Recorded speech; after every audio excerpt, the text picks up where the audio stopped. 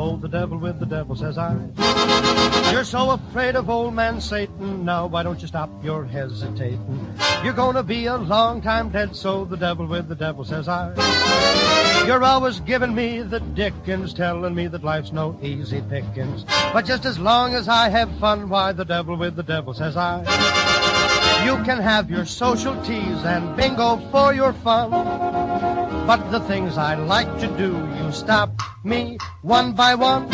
Now even if you make me stronger, that ain't gonna make me live no longer. So even if I go to the devil with the devil, says I. Look out for the devil, look out for the devil. Oh, the devil with the devil, says I.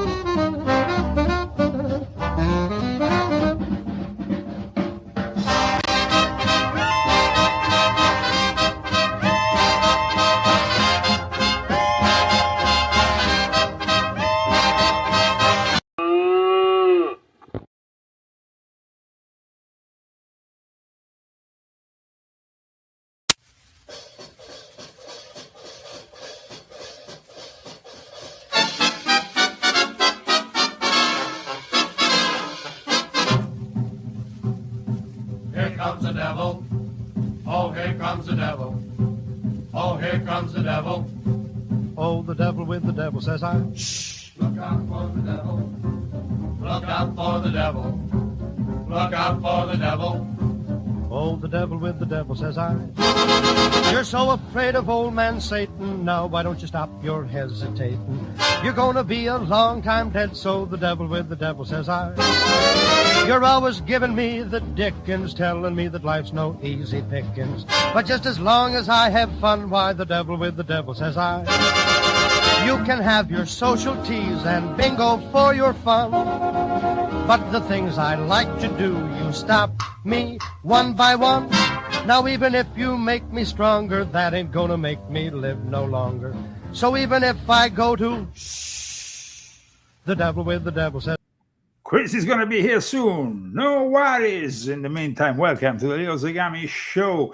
British Israelism, Freemasonry, Zionism, and the Great Delusion. What a topic. I even have my glasses ready. Of course, a topic that you can also find in my latest book.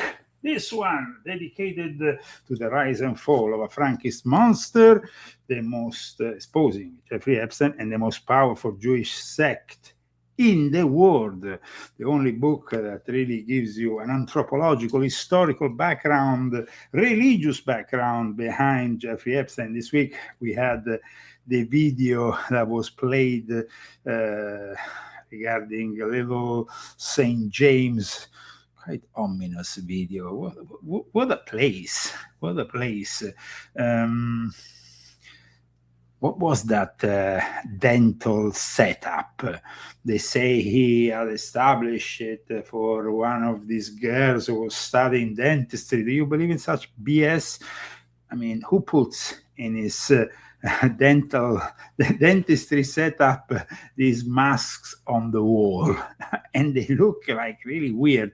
I have published an article regarding all this, connecting it also to an old favorite of mine, a movie that some of you may remember, The Marathon Man. Here is the article. If you haven't read it already, new evidence shows Epstein might be using dentists to torture and mind control the most rebellious girls, because some girls even attempted to swim out of the island, and it's filled with sharks, and it's pretty cold, the water. So they risk their lives. But what about this mask? Seems kind of a familiar figure, always in the Sabbatean Frankist context. Are you being creepy by yourself? Yes, I am. Yes, I was talking about my article. Hi, guys. Are you arriving? I had to pee and I had stage fright. Okay. So, but you are marathon I'm man. Yes, not the marathon. I'm here. Marathon. I made it. Oh, I had to pee. Okay, Christy, And I was welcome. doing my makeup in the dark in my room. Okay, have you finally sorted everything out? Yeah. So, I couldn't pee. I had stage fright. okay, no worries. Here we were indulging on my latest article, of course, also based on my book.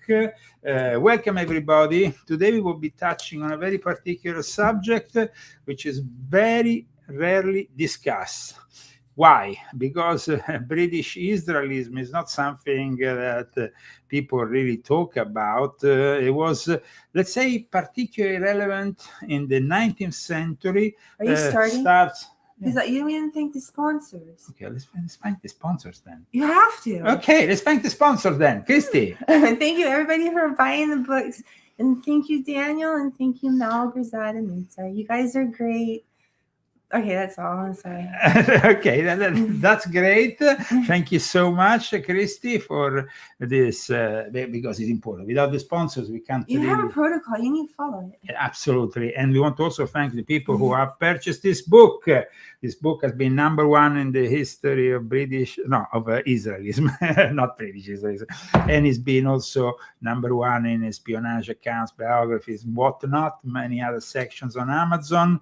Let's keep it that way. And today we have an announcement, guys. This book is gonna stay at the present price, which is, Christy, $15.99. only until Monday. So you have another 24 hours to make your present for Christmas at this price. The price is gonna go up. It's gonna go up $10. So is that how much it's gonna go up? No. Oh, you don't want it that much? No, I still want to make it relatively approachable. I mean, I want to make it,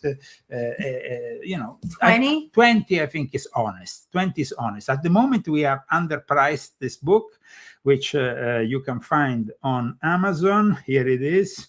The Rise and Fall of a Frankist Monster. You see the price is only $15.99. From Monday, it's going to be $20. Okay. Somebody say, I'm going to order it tomorrow. Order maybe a couple of copies because Christmas is approaching and this is a great present. You can spook them out with the cover. The content also is very intelligent, so you're not going to be making things like awkward for yourself because this book, guys, has only 5-star reviews.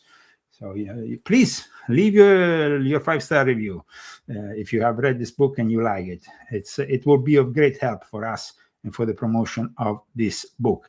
But let's move on because we have, of course, a very important topic, and it's a topic that very rarely we find discussed on the alternative media. British Israelism is considered pseudo-historic, but it's been extremely influential, guys. This is what I'm gonna explain to you today. How was British Israelism born? What is British Israelism? Well, we know that there is a belief that we have basically 12 tribes, 12 tribes, the 12 tribes of Israel, but there is 10 lost tribes. So from the 12 tribes of Israel, we have then 10 lost tribes. Only 2 tribes, so the surviving tribes, are the ones who they are the ones that survive after the Assyrian conquest of the northern kingdom, where Judah and Benjamin and then formed the southern kingdom of Judah, with the Levi also retaining identity and scattering. Most modern Jews trace their ancestry to these tribes, the 2 tribes, especially Judah, while the other 10 northern tribes became the 10 lost tribes. Now, there's been a lot of speculation but also some instrumental use of these lost tribes. And I will explain you what was this instrumental use. Here in my latest book, I explain that there was a gentleman known as Menasse ben Israel, this guy here, who took on the writings of another guy, a Marrano known as Isaac Lapriere, who was a Huguenot, but in reality was a Jewish convert. The Jewish converts forced into converting in the Iberic Peninsula, either they embraced Christianity as the conversos, or other they practice in secret Judaism as the Marranos. Let's not forget that Benjamin Disraeli, a very important figure also in the 19th century, because people might not know that, but Benjamin Disraeli, who is known as one of the fathers of the modernity British Conservative Party, a very important statesman, was a Sabbatean Frankist who, of course, was strategically positioned as a Christian, even with a very strange position regarding, because he was the first Jewish prime minister, but he had a complex relationship with his Jewish heritage. And he had his Sephardic roots right there in the Marranos of the Iberic Peninsula. So let's say that the Marranos were very inspirational for then Shabbatai Zevi, this crypto form of Judaism, which became the Dogme, and also Jacob Frank with this crypto form of Judaism in the Catholic world. Talking about, somebody is pointing out Lord Balfour. I mean, the Balfour Declaration is a product of all this. And remember, guys, that there will probably have never been even an interest in for the British in fomenting that catastrophe, which was the collapse of the Ottoman Empire, together with the Dogme, the Young Turks, and so on. And then later on, we have, of course, the foundation of Israel. But the foundation of Israel comes after Palestine, that was under the United Kingdom. And all this interest that they had in getting back the Jews to Israel came from the time in which Oliver Cromwell had created a republic for a brief time, and that republic that was known as the English Commonwealth finally reinstated and brought back the Jews in England, thanks also to this guy called Menasse ben Israel. But it's very important here, bringing back the Jews to England was like the first stage of then bringing them back to Israel. And it took a few centuries for English, first of all, to convince the whole of Great Britain that they were linked in a very particular and close way to Israel. And it wasn't any kind of connection.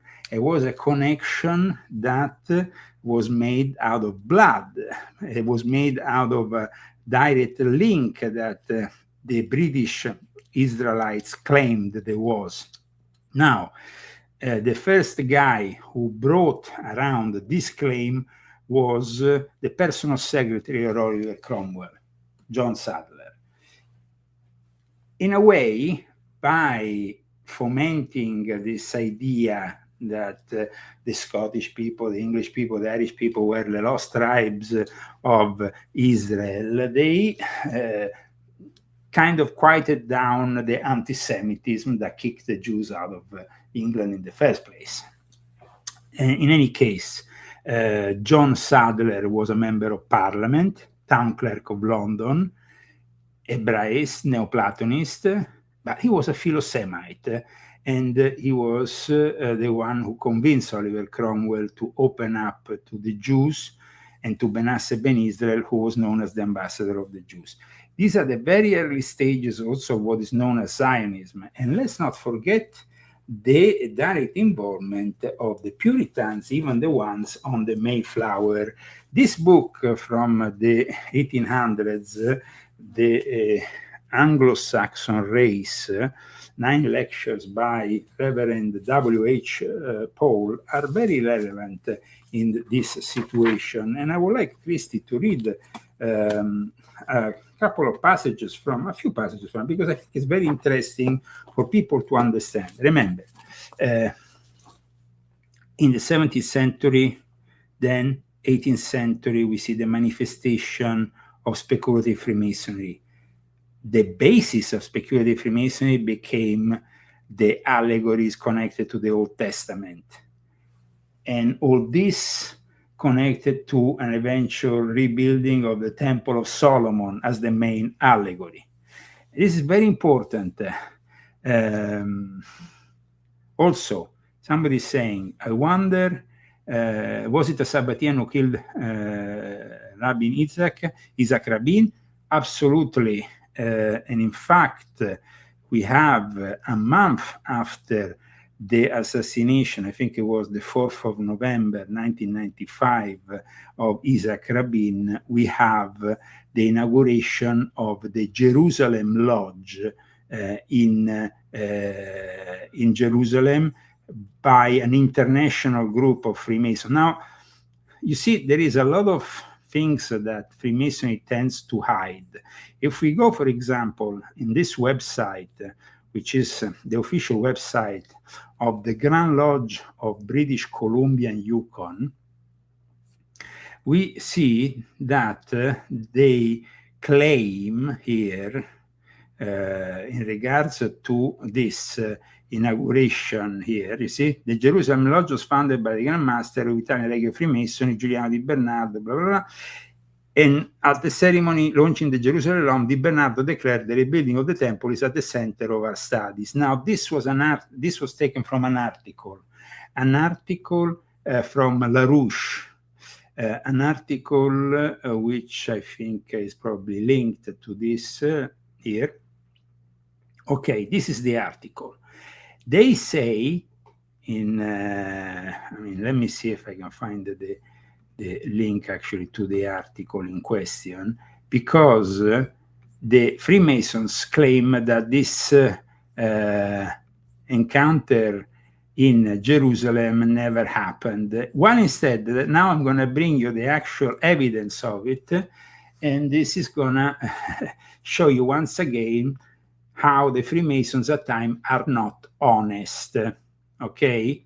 Because we were basically in February 1994, shortly after the signing of the Oslo Accords. There was, of course, then we have here the Masonic control is exerted through the Quota Colonial Lodge of Research. Please read this, Christy. Lord Northampton, who has been atop the Temple Mount conducting temple studies, candidly has admitted in interviews that he is an adherent of British... Adherent. I think you say adherent. Adherent? Yeah, I think you do. I'm not sure. Okay. Or somebody who adheres to something, who joins something, who believes in something. Of British Israelism, which holds that the British oligarchy has mystical powers because England was colonized by one of the lost tribes of Israel. I think the tradition of the Kabbalah is very strong in England because I think one of the lost tribes came to England. You're quoting, of course, what Lord Northampton said. And I think you can spot them quite clearly in old English families. I am sure you can. I know they came to Ireland, then to north of Wales, and then down into England. And then that became some of the oldest families we have. Now, he ranted on that America too had been colonized. He ranted on that America too had been colonized by another of the lost tribes. That was all predicted. That one would go to Hyperbia, the land of the north, and one would go across the sea. Hyperborea, they call it also. Hyperborea. Yeah, Borea. And so I think that American England got the two lost tribes, and that is why they then, in a very intellectual Jewish way, started to run the world. Okay, so this, though, was contested by the Freemasons of the Grand Lodge of British Columbia and Yukon, saying there was no evidence. Now I'm going to show you the evidence. So just to show you how these mystifiers and these informants from Freemasonry at times operate, because they claim here, first of all, of course, here they claim that British Israelism as a Christian sectarian movement has never adopted the rebuilding of the temple as an objective. But and then they say no citation is given. But here they say also, in regards to the actual, you see, this is part of the article. In December 1995, the Jerusalem Freemasonic Lodge was established adjacent to the Temple Mount in the grotto of King Solomon to work for the rebuilding of Solomon's temple. The lodge works side by side with the on-the-ground networks of Jewish and Christian fundamentalist fanatics to foment a bloody religious war over the control of the Temple Mount. That such a lodge would be founded shortly after the Israel-Palestine peace breakthrough at Oslo, and just weeks after the assassination of Israel Prime Minister Yitzhak Rabin, an architect of that peace, is surely no coincidence. Now, they say in their, debunking here, please read, Yitzhak Rabin was assassinated. You have to make it bigger. Yitzhak Rabin was assassinated on November 4, 1995. The founding of Lodge Jerusalem, The founding of Lodge Jerusalem, number 91, under the regular Grand Lodge of Italy, was celebrated in Jerusalem on December 28th. The lodge was warranted to meet in Italy. It did not meet in Jerusalem. The Grand Lodge of the State of Israel... That is what they say, they claim. The Grand Lodge of the State of Israel enjoys mutual recognition with the regular Grand Lodge of Italy. This relationship precludes either Grand Lodge warranting lodges in the other's geographic jurisdiction. No, but I want to explain. Regardless the lodge founding and Rabin assassination, the coincidence are related events. Okay, but in reality, what the state, which they claim has as a source here a statement by the Grand Master Fabio Venzi in 2001 regarding this whole thing, is not correct, because it's true. There is evidence that this lodge was founded. It's in Italian, unfortunately, and it was founded in Jerusalem. I mean, here I'm going to give to those who are in the chat the link so they can translate it for themselves. Here it is. And this link, which I'm also going to share, says basically, in a very detailed way, says, okay, the idea of this consecration in the grottos of King Solomon in Jerusalem came together when the Grand Lodge of the State of Israel and the Grand Lodge of Italy, regular Grand Lodge of Italy, were brought together by mutual recognition, and already during the official visit of Giuliano Di Bernardo. They claim this happened on the 28th of December 1995, and they give very exact numbers of brothers present. There were 100 brothers that were present from the French jurisdiction, from the Grand Lodge National de France, which is the one that is recognized by England. It says the Grand Master Claude Charbonneau was present, Grand Secretary Yves Trestroblin, and then there was 50 Italian brothers with Giuliano Di Bernardo, all in the grottos under, there. This is a confirmation, and they say it wasn't true. So they say that this is impossible. But we are debunking the Freemasons of the Grand Lodge of Columbia and Yukon.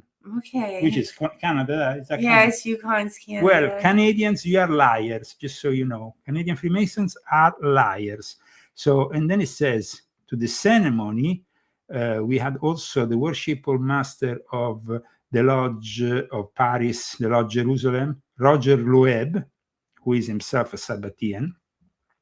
And then in the consecration happened towards the evening when the incense was spreading around the grottos, all the heads of the delegations consecrated the Lodge Jerusalem number 91 of the Grand Lodge, of the regular Grand Lodge of Italy.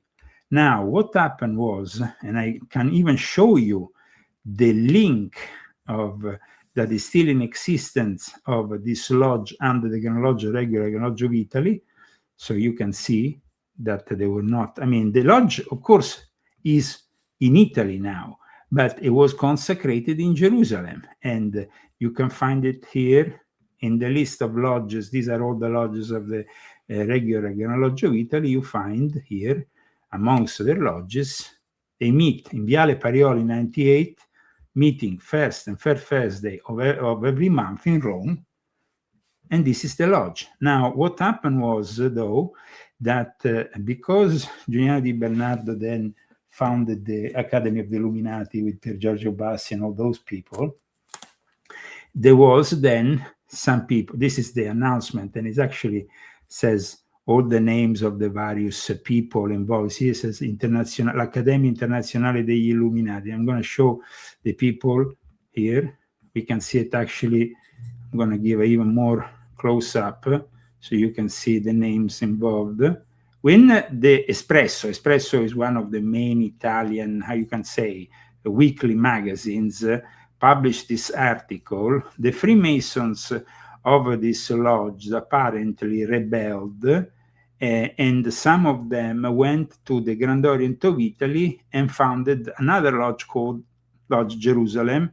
From that, and it says here, you see, Academy Internazionale degli Illuminati. Just for those who think that the Illuminati is pure speculation, this is facts, not fiction. Remember, the books of Leo Zagami, my own personal experience, and Christy was there with me at the Academy of the Illuminati office, so she saw it herself with her own eyes. This is not speculation.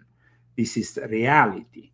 And here it explains all about, but aside from this, because we're not discussing now the Academy of the Illuminati, what happened was that this lodge in particular, the Lodge of Jerusalem, based on the British Israelism beliefs of these people, then became lodge number 199 of the Grand Orient of Italy, which still is in existence to this day. There is actually even there another link that I can show you from the Grand Orient of Italy. These are the official roster of the lodges of the Grand Orient of Italy. Here we have, and we have also, of course, amongst them, the Jerusalem Lodge. So it's all confirmed. It's not like these things are the stuff of fiction. The roster after came out of the roster when they became now apparently independent as sovereign lodge, and that's why they now call themselves part of this group that is of the independent St. John lodges.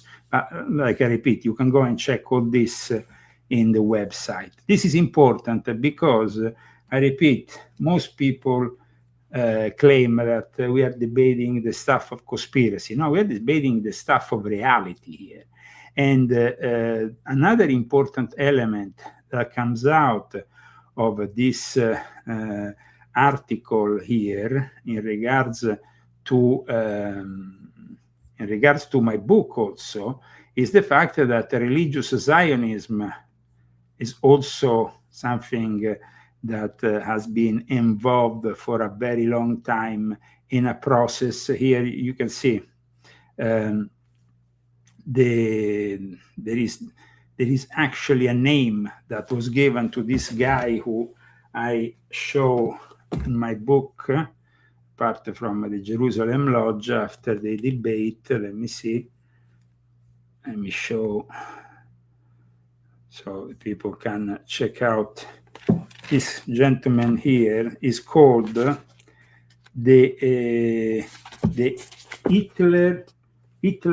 Vladimir Hitler is called because of his Russian Jewish origins. He is the guy who gave birth to revisionist Zionism, but also he was very important in connection to the guy who creates the basis for religious Zionism. Rabbi Hock is called, Rabbi Hock and Vladimir Hitler. Please read this, Christy. Shortly before Prime Minister Rabin was murdered by a Jewish underground assassin, Yigal Amir was associated with the radical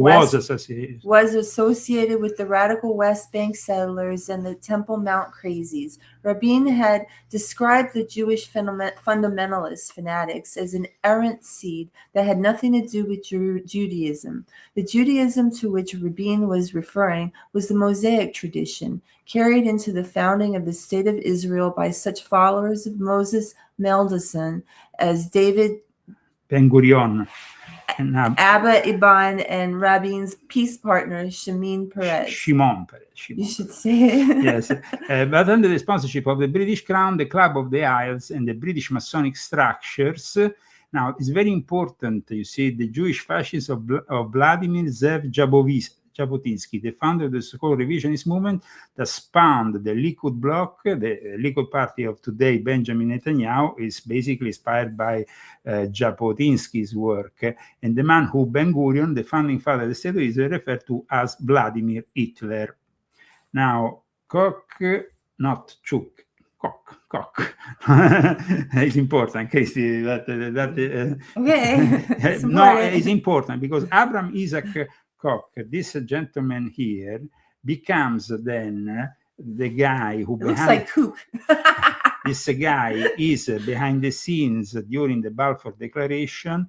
He's a Freemason. He's a guy who works hand in hand with the more secular side of Judaism and the labor Zionists of the other side. So they are all brought together. You see, the idea, like I said, of Theodor Herzl, the founder of the Zionist movement, was to bring all these opposites together. That's why in my book here, in my recent book, I talk about unifying the opposites. This is really what brings then the symbol of the Star of David, these two triangles that come together, these opposites that come together. Now, I'm going to discuss Chabad Lubavitch in a second, but Hitler, you should study this book, and then you will understand his Jewishness in relation to the Sabbatean Frankists. If you don't read this book, it's pointless. But let me go back to the very roots of, because then we want to discuss also Jared Kushner, who has a strong connection to the Chabad movement, who, by the way, the Chabad movement, the Chabad Lubavitch movement, is a branch of Hasidic Judaism.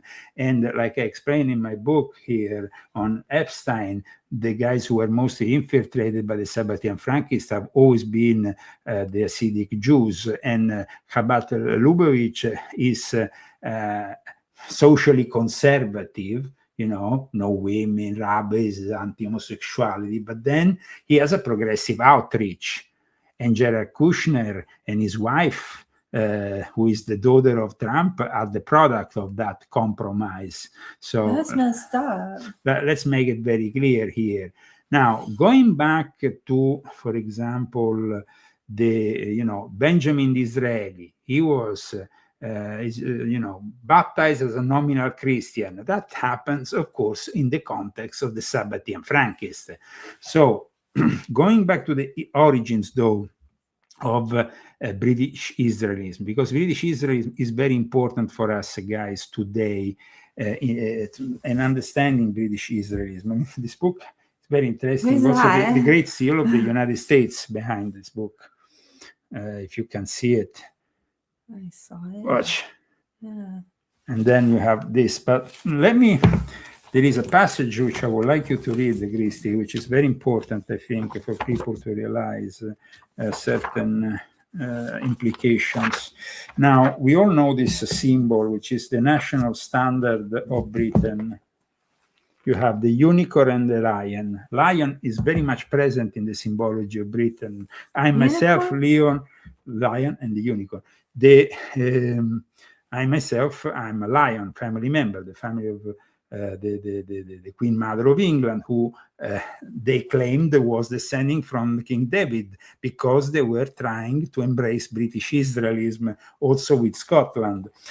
Please read the Royal Standard here, so we can understand this, how they promoted British Islam, because it was about promoting British Islam during the whole course of the 19th century, to then arrive with the Balfour Declaration, and then arrive with the acceptance of a state of Israel with a special relationship with Great Britain. Please. The Royal Standard. All the great empires or kingdoms that have passed across the stage of this world's history had their national standards. Israel received from God a royal standard or coat of arms, and that standard is rightfully claimed to be the royal standard of Britain. The Syrians had a bull, the Macedonians the goat, Persia the sun, Turkey the moon or crescent, Austria and Russia the double-headed vulture, France the eagle, etc. Look at the national standard of Britain, and then they show that picture. Yes. This is the coat of arms affixed to every document proceeding from the supreme authorities of every British possession, an emblem commanding and obtaining respect from every British subject, and which, displayed on the breasts of their heroic kings, has struck terror and dismay to their enemies. This book is very delicate. Yes. It's an original book. Okay, I'm being careful. Please, because it's an original book from the 18th century. Okay, I'm getting it. Okay. Battlefield. Oh, goodness. Let us proceed to analyze this time-honored symbol of this great nation. So the symbol of the great nation of Britain is being analyzed in this book that promotes British Israelism. Please. On the first quarter, there are 3 lions. On the second, the Scotch lion. On the third, the harp that was taken from Mount Zion to Tara, England. And on the fourth quarter, 3 more lions. Then a lion and a unicorn rampant. And above all, the crowned lion standing on a crown. The crowned lion standing on a crown. Only 9 lions and a unicorn and a harp. How came all these lions here? The richly endowed, strangely gifted Israel, when leaning upon his staff, gave us the origin of all heraldry. As he blessed his sons, he said, Genesis, I don't know what that is, Genesis. That's okay. the passage in Genesis in the Bible. Judah is a lion's whelp. From the prey, my son, now art gone up. He stooped down, he crouched as a lion, and an old lion who shall rouse him up. And an old lion who shall rouse him up. The Lion of Judah has been the time-honored symbol of Judah ever since. In all lands, the old Lion of Judah. So this symbol that, like we saw, the Lion of Judah is present all over the symbols of Great Britain. And it is very important because there are, you have it also, of course, included in in my own family symbol of the lion family. The heraldic symbols of Great Britain are filled with the lions. And it's important for me to explain to you this connection with British Israelism, because undoubtedly it's also connected with British Freemasonry, with English speculative Freemasonry, where we see that in the first 3 degrees, and then we have also the Royal Arch connected to so much with Judaism. But it was in the 19th century that the British Israelism really erupts, let's say, becomes so relevant, so important. We have the book by John Wilson from 1840, Are Israelitish Origins. Then from 1870 onwards, we have numerous independent British Israelite organizations. We have a number of them, and also they bring these British Israelite organizations in America, in the United States. Imagine this, at one point, they say there were 2 million people in America and in Great Britain who believed in British Israelism. Now, it's very interesting that the Cardinal John Henry Newman, who has been nominated by Pope Leo Saint very recently, we have actually mentioned him because he was also controversial in regards to his alleged homosexual relationship with this guy that was pretty obvious that he was homosexual. Anyway, John Henry Newman was originally an Anglican priest. He became a Catholic priest. He became then a cardinal, and he's now a saint of the Catholic Church. Why I'm talking about him? Because he warned about British Israelism. He says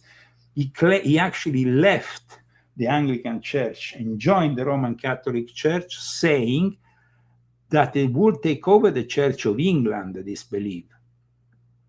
He was asked why, when he was asked why he had left the Church of England, Cardinal John Henry Newman said that the danger came from British Israelism. I find that quite indicative, also with Pope Leo nominating him as saint. I think it's quite indicative, quite a strong signal. In the late 19th century, we had Edward Hine, Edward Weller Bird, and also Herbert Halderschmidt, who developed the British Israelite movement. Like I said, there were so many that in the 1906 edition of the Jewish Encyclopedia, they said that their number were 2 million. Now, it didn't end up there. There was a lot of influential people behind these organizations, influential people, aristocrats that backed, they were backing this whole thing. David Barron, in the History of the 10 Lost Tribes sites, claims identifying Hine himself with the deliverer announcing Romans. So, I mean, these people at times were also taking their own thing to another level. He stated, are the British people identical with the lost 10 tribes of Israel? I'm quoting here David Barron. And is the nation by the identity being led to glory? Is these things are so? Where is the deliverer? He must have already come out of Zion. He must be doing his great work. He must be amongst us. So remember, guys, the Anglo-Saxons in particular thought of themselves as invincible because of this connection with Israel. I want to, of course, put here in here on top of the screen a way in which you can support us if you like our work.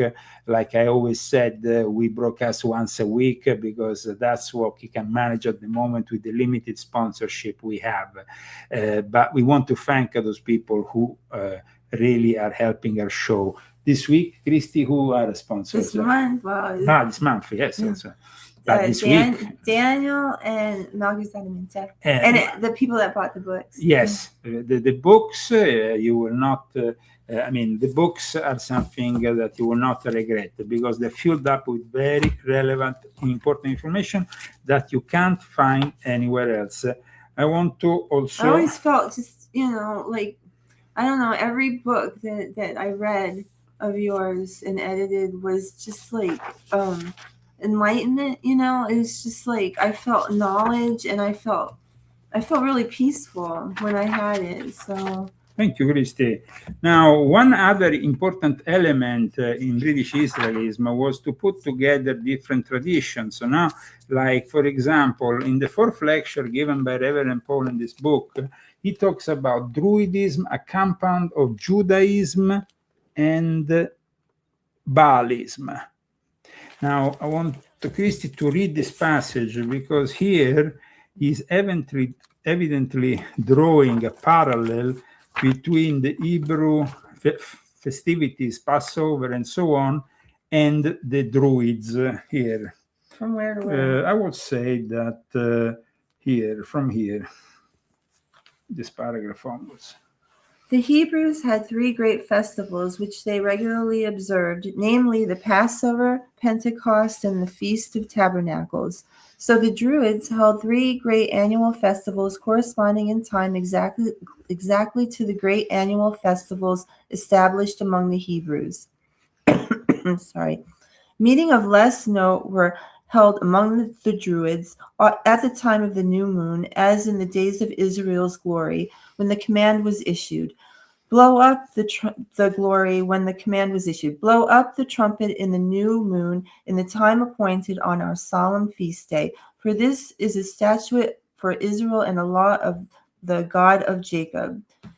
So here you see, you have basically an attempt to connect, obviously, Druidism, which is considered the ancestral religion of the British Isles. The pyramids are with the ancient Egyptian religion, what we see in the Middle East. But then for the British Isles, we have Stonehenge, the Druids, their annual rituals, and to connect them also with the Jews, it's very interesting. Now,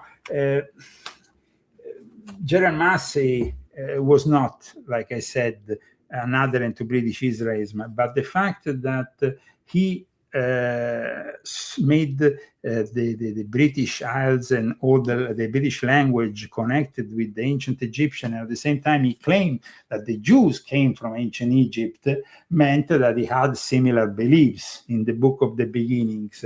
But let me explain a little bit more to our viewers. These are not the things that happen once upon a time. In my book, Volume 1 of my Confessions, I explain how the Rosicrucians, and these are the ones that, contemporary Rosicrucians in London, still believe in British Israelism. Please read this paragraph to show to our viewers what I'm saying.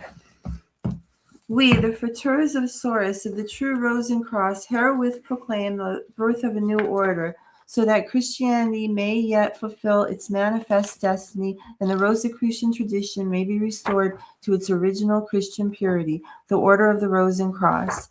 Our order teaches that true Christianity is not merely a question of belief, but also one of racial karma.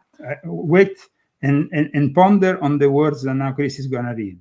After the invasion of the Kingdom of Israel, the Assyrians scattered the indigenous population.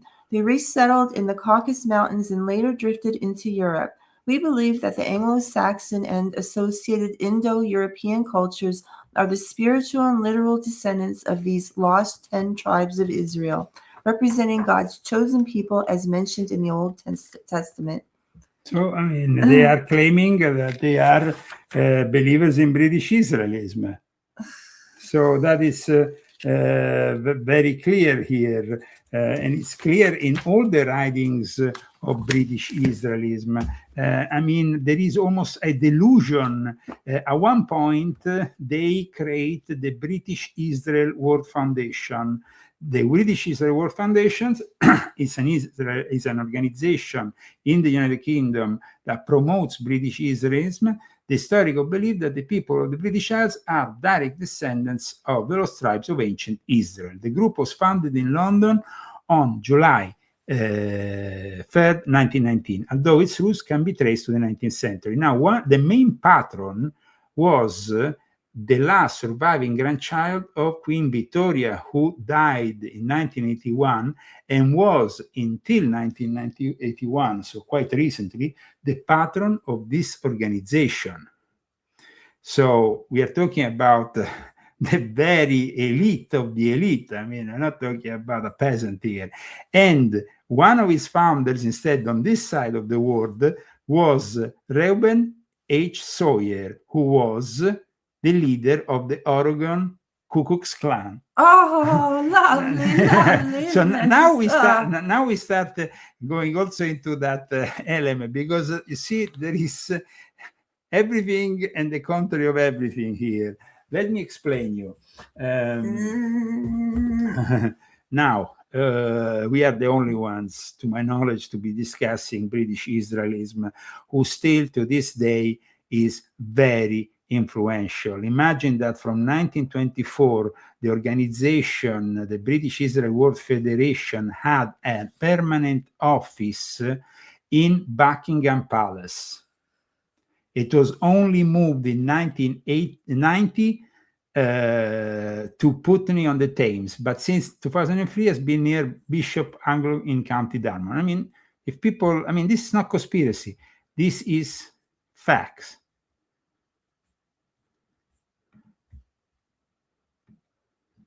They had an office in Buckingham Palace.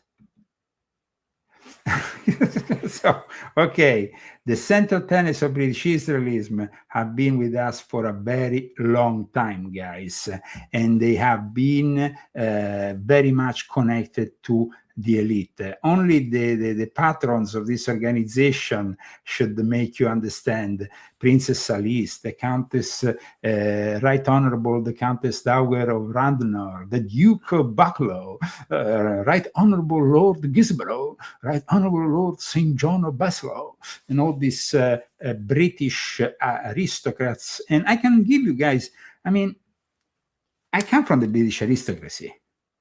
And I think Christy herself, if she could, she would tell you a few stories that she witnessed with her own eyes of these very close connections that we have with Jewish people, including descendants of very important prophets, like Maggie, for example. No? She doesn't really like Maggie too much. But in any case, this connection was there. And who was the brother of Maggie? He's an asshole, and I can't stand him. Dead now. He called my dog an it.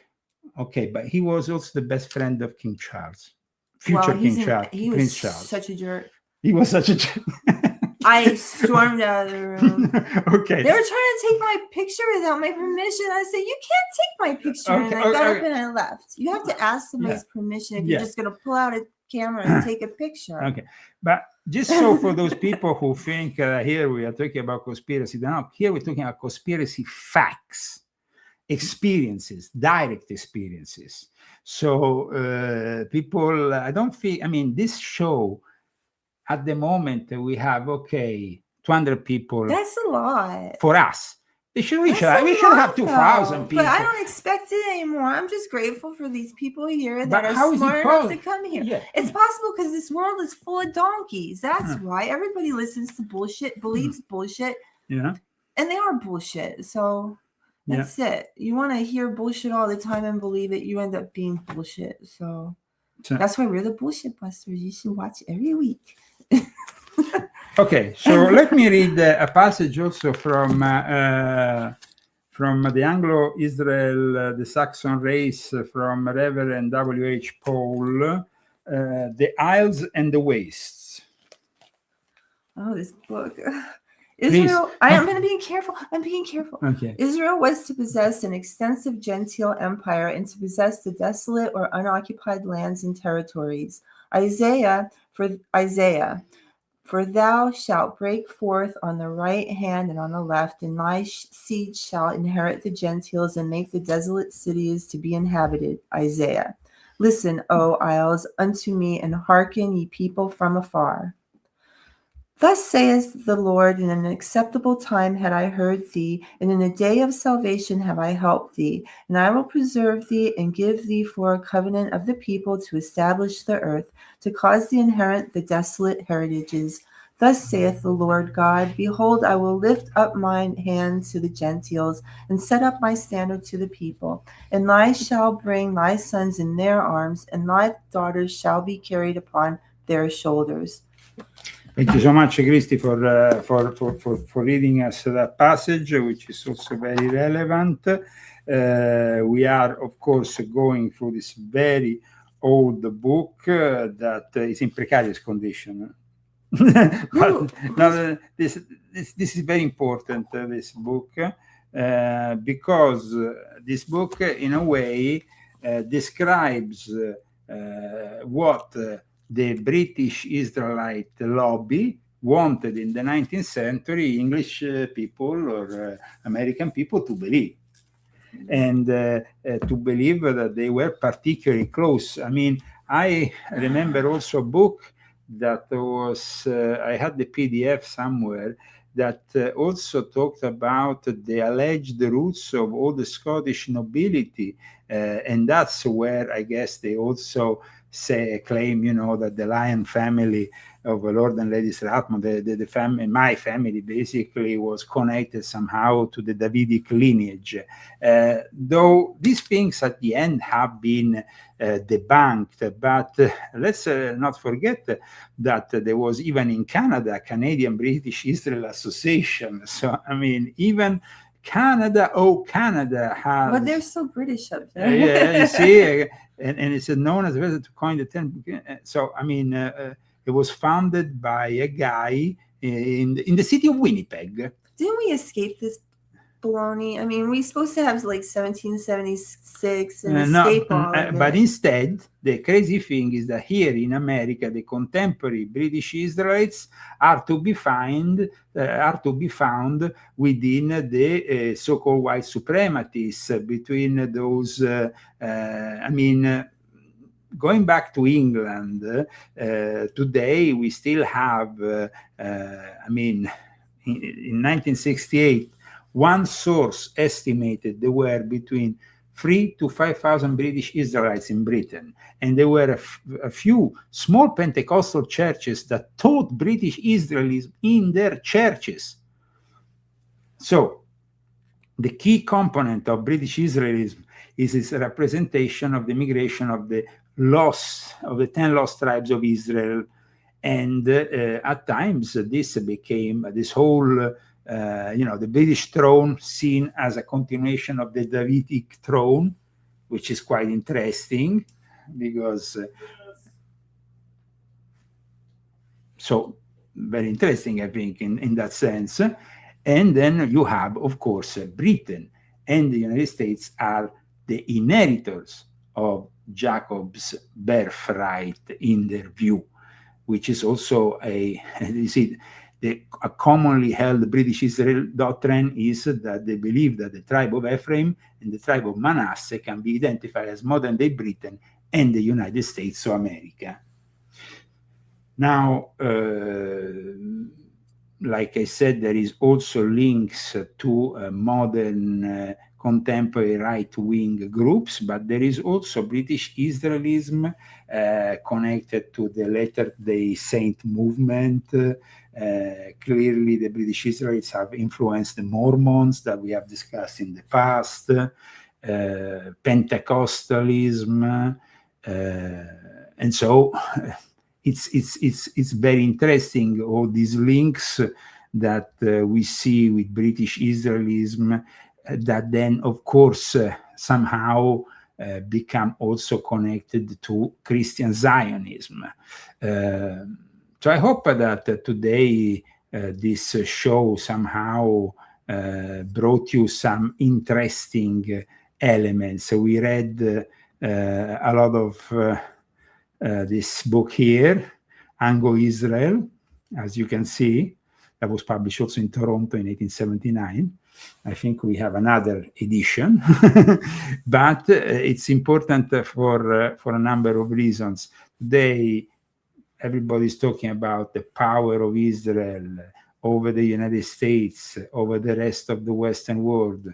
How we got to this point, it was a slow brainwashing effort that also created the very acceptance of a state of Israel. As I explained in my latest book, Jews didn't want to necessarily go back to Israel. They were almost forced into going back to Israel. The transfer agreement, like Edwin Black discussed, is a very important element of this. But who did the introduction for Edwin Black? And here we have the introduction for this book by Abram H. Foxman, who for many years was the leading figure of the Anti-Defamation League. Now, it's very important, this element, because if we go into my friends Ferruccio Pinotti, Fratelli d'Italia, we discover that this guy, Abram H. Foxman, was a co-founding member of a lodge established in Switzerland with Giuliano Di Bernardo, who later will establish in 1995 the Jerusalem Lodge based on the tenets of the... So it's all connected. It really is all connected. It's all And connected. it's all corrupted. So guys, I hope you enjoyed this show today. Hey, that's my cookbook. And if you want to have some great food, also remember the Zagami Family Cookbook, authentic Italian cooking. You can find it on Amazon together with also Christie's Confessions of an Illuminati Princess, Volume 1 and 2, and of course the rest of my books. Today, the subject of today was based, of course, and you can find on the last chapter of this book, The Rise and Fall of a Frankist Monster. I hope you enjoyed this show, Christy. We are going to have our Pizza dance and a pizza. and of course a pizza. The dots are connecting. Thank you for saying that. I'm glad that you seem to have appreciated today's show. I love you guys. I love you guys. I love you, love you, love you. Thanks for being here. This, of course, doesn't mean that we are in any way, shape, or form anti-Semitic or against what is now today the state of Israel, which is a reality, which unfortunately people don't understand at times. It was forced by Freemasonry and all these people working with the Sabbatean Frankists and all these people that in a way or in another forced the Jewish people to go back there. So what are you going to do now? You're going to kick them out from the river to the sea. That's stupid. There needs to be a coexistence, but that's also not in the intentions of these people. But the most crazy stuff is Jared Kushner, because Jared Kushner is now going to become the governor of Gaza with Tony Blair. What? Okay. What? That is what? Yeah. That is so messed up. That's insane. What? Okay, so Gaza God. is nowadays What a bunch of dictators. a This relic. is so messed up. What they're gonna do? Some say, "King Chucky, grandmother Elizabeth was lion. Any family connection?" Right? Well, lion is my family. So the Queen Mother was the cousin of my grandfather. So of course, there is a family connection. Read my books and learn about it. Okay, but what is important? Tony Blair, a guy who was on the Epstein Black Book, because he was there on the Epstein Black Book. Tony Blair, together with Jared Kushner, who is a father, who himself is a follower of Chabad Lubavitch. I mean, they don't have any power over us. They can say what they want and try to do what they want, but in the end, it's God that has the power. God is the one in control. So, I mean, all of this crap that they've manifested for the end times, it's just that. So we just got to be patient and wait. Imagine that Jared Kushner and his wife Ivanka live in proximity to a Chabad synagogue in Washington, D.C. They actually live close to it. During his time as a student, Kushner was a regular at the Harvard Chabad. He provided financial support for them, attended events. The Kushner Family Foundation has made significant donations to various Chabad institutions.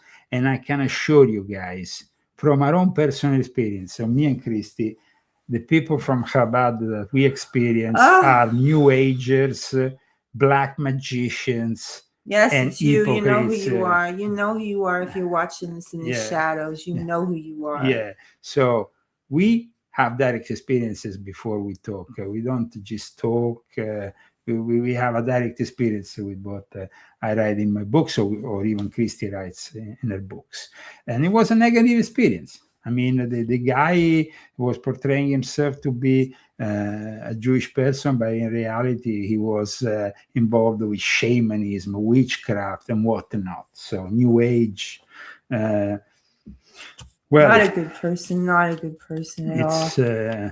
We need to dwell more into certain topics, and next week we will prepare another excellent show. So be again with us next week. And in the meantime, we're gonna Benjamin Netanyahu, by the way, was his first financer was Lauder from Estee Lauder, a guy who was a member of the mega group, the Jewish study group, which was helping out Jeffrey Epstein. So they are all in it together. Hallelujah. In that time, our world has taken so many steps in the wrong direction. Raise it up. Raise it up. Raise it up. You need to raise the spirit. Raise the spirit. Raise it up. Raise it up. Raise it up.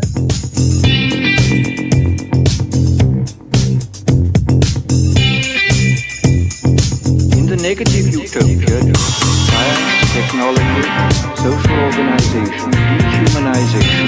In the negative utopia, science, technology, social organization.